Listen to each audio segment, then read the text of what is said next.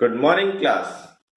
आज हम आपके वसंत पाठ पुस्तक के पाठ 5 चिट्ठियों की अनूठी दुनिया का पठन करने वाले हैं।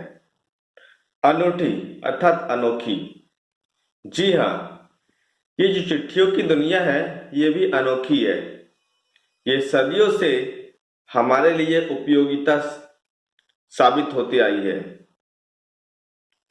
परंतु धीरे धीरे इसके महत्व कम होते गए हैं।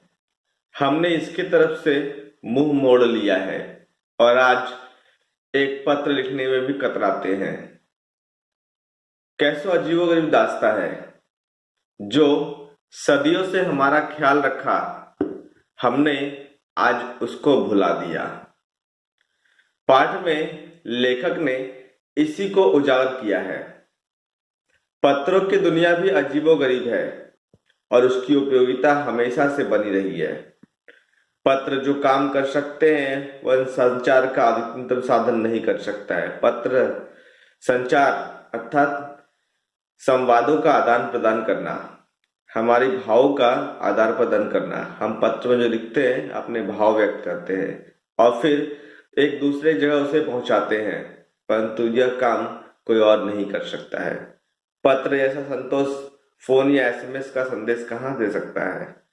पत्र एक नया सिलसिला शुरू करते हैं और राजनीति, साहित्य तथा कला के क्षेत्रों में तमाम विवाद और नई घटनाओं के जड़ भी पत्र ही होते हैं।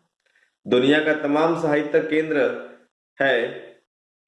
मानव सभ्यता के विकास के इन पत्रों ने अनूठी भूमिका निभाई है। पत्रों का भाव सब जगह एक सा है, अर्थात पत्रों का जो समूह है वो सब जगह एक सा है, भले ही उसका नाम अलग अलग हो। पत्र को उर्दू में खत, संस्कृत में पत्र, कन्नड़ में कागड़, तेलुगु में उत्तरम, जाबू, लेख तथा तमिल में कड़ी कहा जाता है। पत्र यादों को सहेज कर रखते हैं, इसमें किसी को संदेह नहीं है। हर एक की अपनी पत्र लेखन कला है और हर एक के पत्रों का अपना दायरा। दुनिया भर में रोज करोड़ों पत्र एक दूसरे के तलाशते तमाम ठिकानों तक पहुंचते हैं। भारत में ही रोज 4.5 करोड़ चिट्ठियां डाक में डाली जाती है, जो साबित करती है कि पत्र कितनी अहमियत रखते हैं। पंडित जवाहरलाल नेहरू ने सन 1953 में सही कहा था कि हजारों सालों तक संचार का साधन केवल हरकारे रनर्स या फिर तेज घोड़े रहे हैं।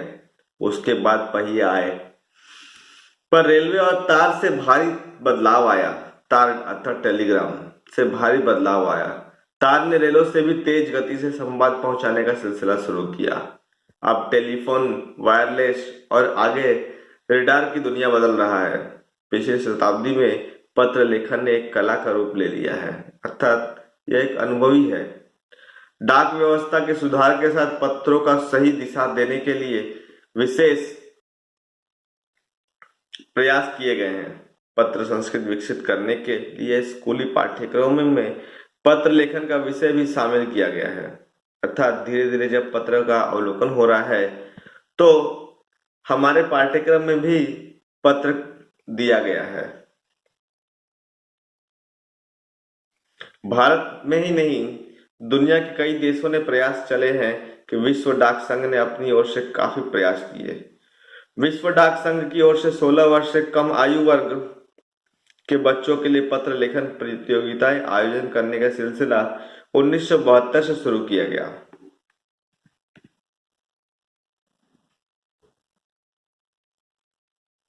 यह सही है कि खास तौर पर बड़े शहरों में, महानगरों में संचार साधनों के तेज विकास तथा अन्य कारणों से पत्र की आवाजाही प्रभावित हुई है, पर देहाती दुनिया आज भी चिट्ठियों से ही चल रही है। फैक्स, ईमेल, टेलीफोन तथा मोबाइल ने चिट्ठियों को तेजी से रोका है। व्यापारिक डाक की संख्या लगातार बढ़ रही है।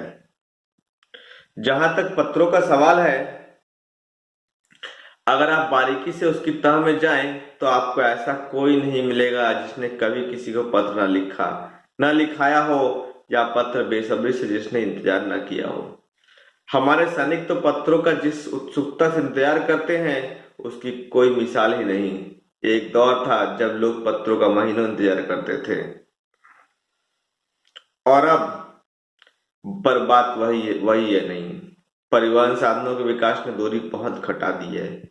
पहले लोगों के लिए संचार का इकलौता साधन चिट्ठी ही थी, पर आज और भी साधन विकसित हो चुके हैं। देश में ऐसे लोगों की कमी नहीं है जो अपने पुरखों की चिट्ठियों को सहेज कर संजो कर विरासत के रूप में रखे हुए हैं, कोई धरोहर के रूप में रखे हुए हो, या फिर बड़े बड़े लेखक, पत्रकार, उद्यमी, कवि, प्रशासक, सन्यासी या किसान। इनकी पत्र रचनाएं अपने आप में अनुसंधान का विषय है। अगर आज जैसे संचार साधन होते तो पंडित नेहरू अपनी पुत्री इंदिरा गांधी को फोन करती, पर तब पिता पुत्र के नाम नहीं लिखे जाते जो देश के करोड़ों लोगों को प्रेरणा देते हैं। पत्रों को तो आप सहेज कर रख लेते हैं, पर एसएमएस संदेशों को आप जल्दी ही भूल जाते हैं। कितने संदेशों का आप सहेज कर रख सकते हैं? तमाम महान हस्तियों की तो सबसे बड़ी यादगार धरोहर उनके द्वारा